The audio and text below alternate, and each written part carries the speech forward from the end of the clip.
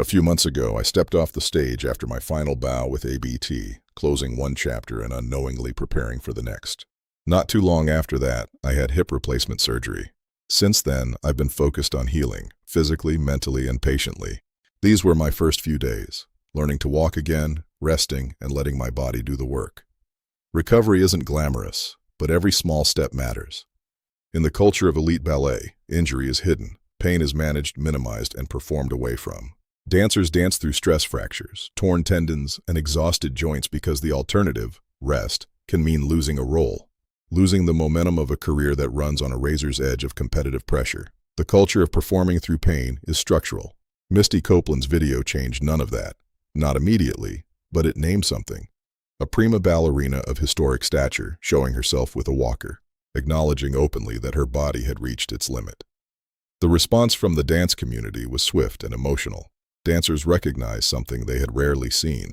Total hip replacement in active individuals is followed by a rehabilitation protocol that unfolds over months. The initial weeks focus on weight-bearing recovery and basic mobility. Subsequent phases reintroduce strength training and complex movement. For former elite athletes, this process is both physically demanding and psychologically disorienting. The body once obeyed extraordinary commands. Copeland has spoken about approaching this recovery with the same discipline she applied to training, but differently.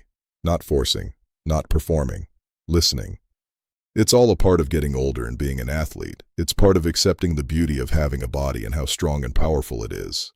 Retirement from performance has not meant withdrawal from the work Copeland considers her larger purpose.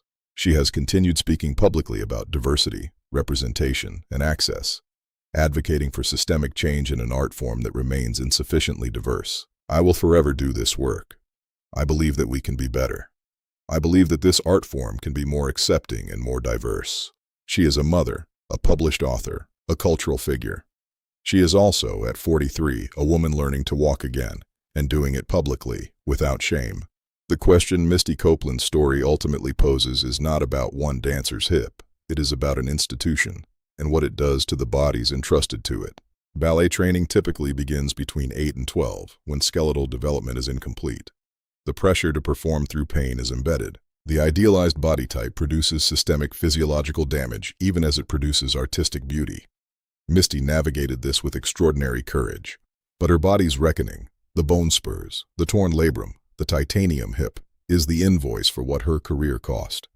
An invoice the art form is reluctant to examine. That reluctance is what makes her video so powerful. The willingness to show what ballet took in return. I gave everything to this art form, and I have no regrets.